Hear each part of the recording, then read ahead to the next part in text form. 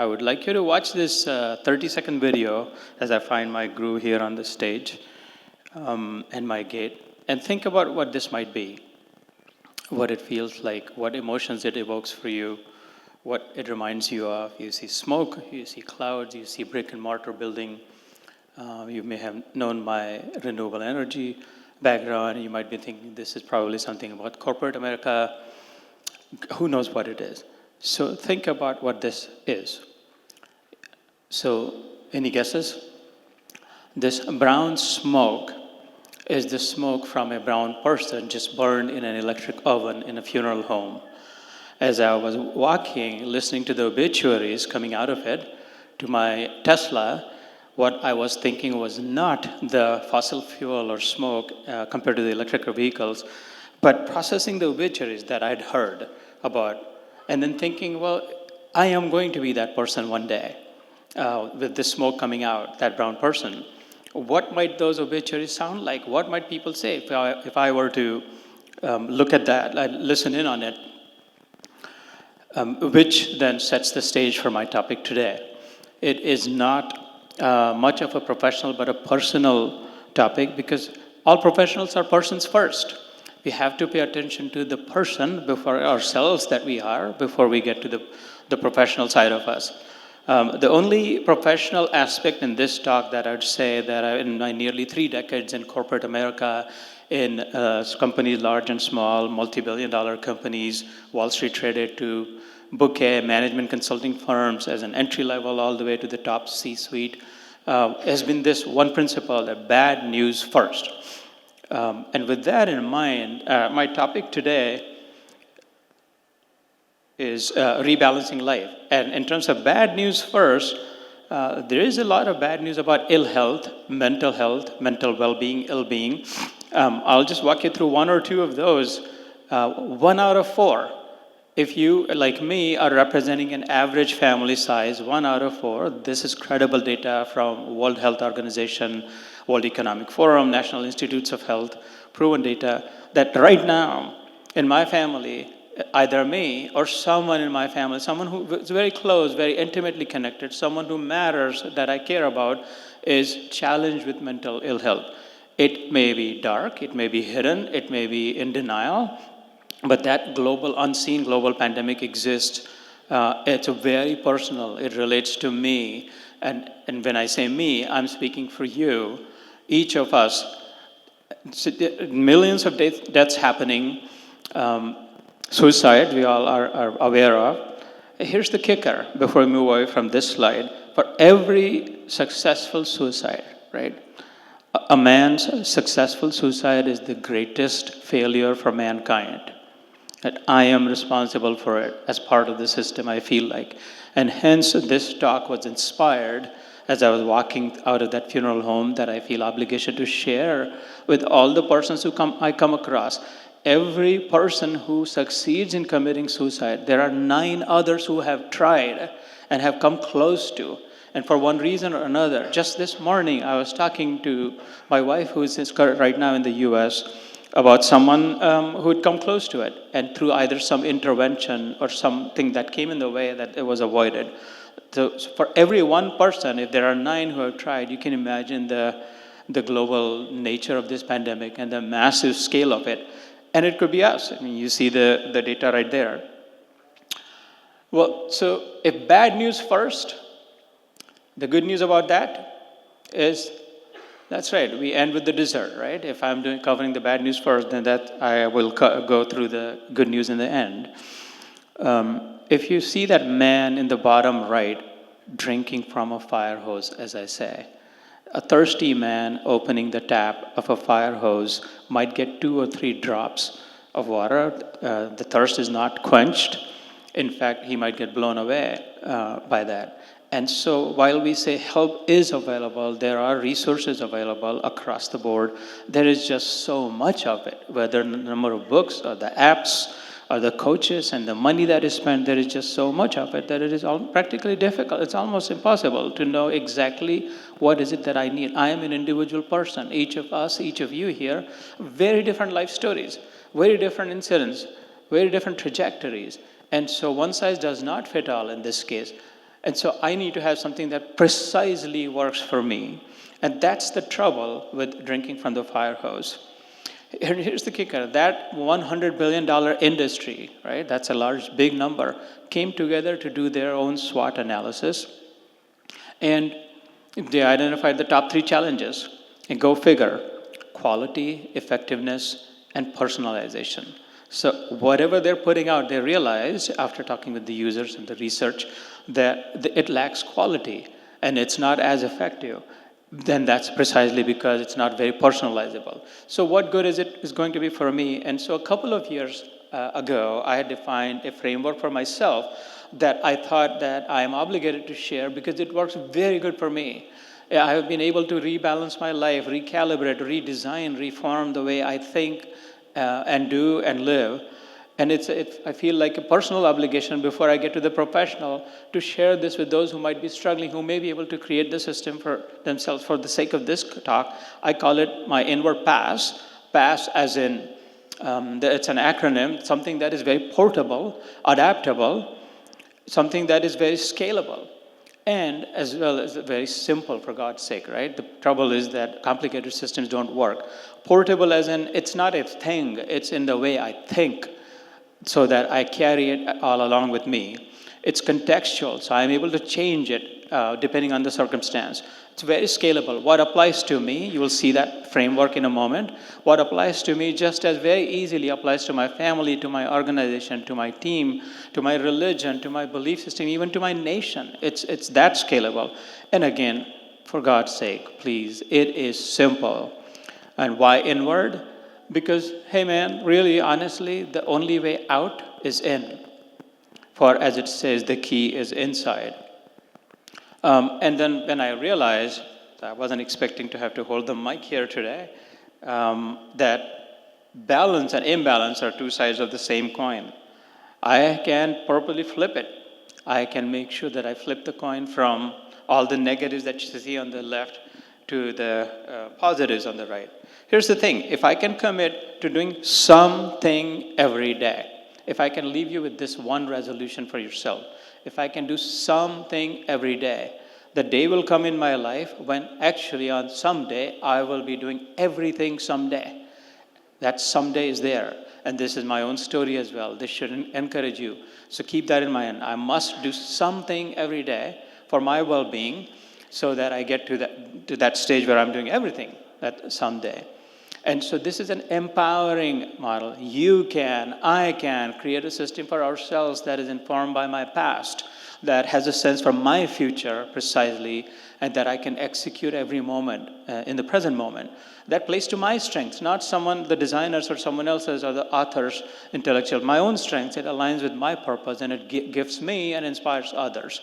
So if you're curious, if your life is like mine was, more like a Wordle, constantly expanding and contracting dynamically, if you have felt like that, like I have, then I welcome you to this framework. It needs no investment. It's cost-free. It does not need a whole day even. It needs a few hours. It took me 2 hours. This was about a couple of years ago. Every day I follow this, and I'll walk you through it briefly. And I'm able to live the life that I want to live every single day. It's got a core, like a center, and a small number of circles built around it that I draw, that I define, rather than someone else drawing circles around me, if you know what I mean. So it's got a core. It prioritizes my well-being, the vital signs, if you will. I don't mean only clinical vital signs, my whole being, my holistic vital beings. Prior focuses on my key relationships, and then, of course, you've got to do the bread and butter part of it. So speaking of core, friends, everything has a core. I want you to realize, meaning I have a core, you have a core. From all the way from a beetroot to the tree trunk of the 5,000-year-old grand sequoia tree in the redwood forest that we saw. From this little blue planet Earth has a core to the biggest of the colossal galaxies, from the tiniest of the seeds to the deepest dark hole. Everything has a core, even my team, my gut, my belly, right, my organization, everything has a core. And so if it is that prevalent, how come I have not identified my core? What drives me? Those of you who are engineers here might relate to this term, prime mover. What is my prime mover? When it moves, everything around it moves, without which everything stops. So what is that one person or one value or one principle? It could be personal or impersonal, that passionately maddens me, that I'm so identical with it, that if it does not exist, I don't even exist. That I say it, see it, feel it, love it, live it as well. I get to define my core rather than someone else telling me what it is. I've identified my core, and as I said, it took me a couple of hours only for the whole thing. And then I put my first circle around it, which is my personal well-being. There is 0 selfish about personal well-being and 100 smart about it. If you think about it for 5 minutes, if I cannot take care of myself well, it's a myth that I can help anyone else. Therefore, me first, not in a selfish way. I'm a big proponent of Vasudhaiva Kutumbakam. This is different. Taking care of my personal well-being, physical, mental, emotional, again, the whole being, whole self, right? Including spiritual for me. Something that will bring some discipline in my life, create a loosely defined structure, not very rigid, not very firm, not very stuck up on it, but that focuses on my personal well-being. If I'm not a marathon runner and someone's telling me you gotta run, it doesn't work for me. If I don't care for swimming and someone says, well, you should swim, what am I good at? What do I do? And then the third circle around it is the key relationships. Now the key there is the word key. Like in the keychain in your pocket, how many keys are you carrying right now? Maybe 2, 3, maybe 5, 6. If I'm carrying more than 5 or 6 keys, then chances are that I'm not the owner of any of those. I'm probably a servant who's hired me to carry the burden for them. I don't want to be carrying someone else's burden. I've got enough of my own. And so I would encourage you to think sharply, be focused, identify 5 or 6 key relationships that without filling whose bucket first, my bucket, it doesn't matter, will always feel unfulfilled, right? My well-being, my success, my mission is impossible without their mission first. Never something that I want something from, but something that I compellingly must give, that I cry with them, toy with them, joy with them, all of those. So identify those. And then the last circle around it is the bread and the butter, as I say. What do I live for? What do I have to do for living and loving? Bread and the butter, the substance and the flavor of it. What do I give most of my energy to, and what do I receive energy from? Or you can say, what's work and fun, survival, revival. And there's a way to integrate those. If I can find a way to integrate fun in my work, then all work is fun. Then I'm having fun the whole time. And so this is the framework. It works. It is yours. It is mine. And there is a way to very crisply define it. What do I look like? How is my life anchored?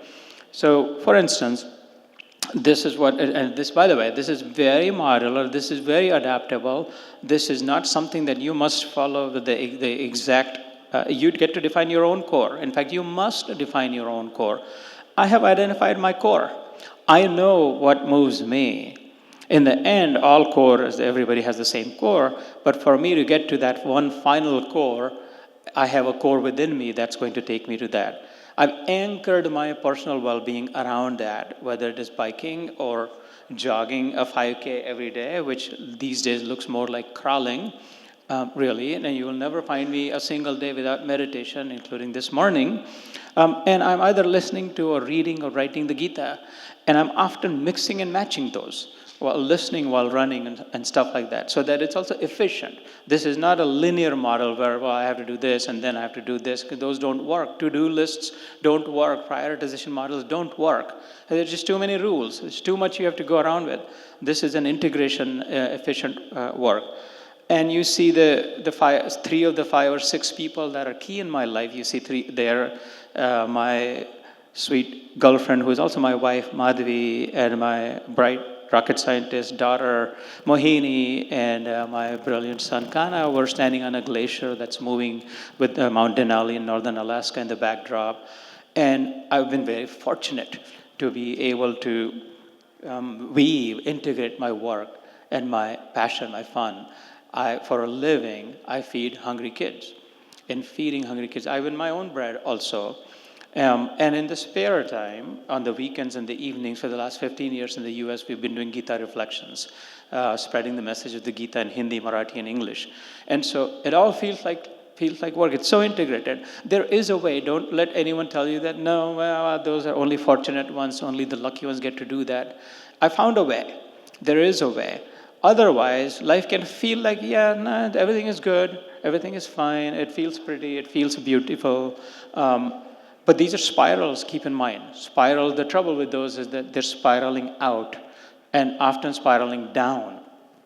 Out is infinite. There will not be a focus to life. It will never feel like fulfilled. That, yeah, I'm busy the whole time, but something is still missing. For that, I must go inward and anchor myself around this tangled up mess that life once gets to. All the spirals, when put together, look more like a mess there. When I use my framework, identify my core, stick to my personal well-being first, I focus on my key relationships, and then figure out my bread and butter around it, contrary to the myth that we do it the other way around, that we focus most of our time and energy outward on the bread and the butter, and then eventually there may or may not be some time left for the core or for personal well-being, and it's too late. Don't do that. You all are mostly young here.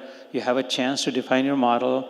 I'll leave my contact information outside. Again, this is cost-free because it's your model. It's just a bunch of circle, and it should not take more than 3-4 hours at every single day of your life until the very end. You'll feel like I do. You see that brown smoke coming out of that smokestack again. Today, having rebalanced my life about a couple of years ago, I do live in freedom every moment. I do. I can say very confidently, very certainly that I live in freedom. I also know that I'm going to live in freedom.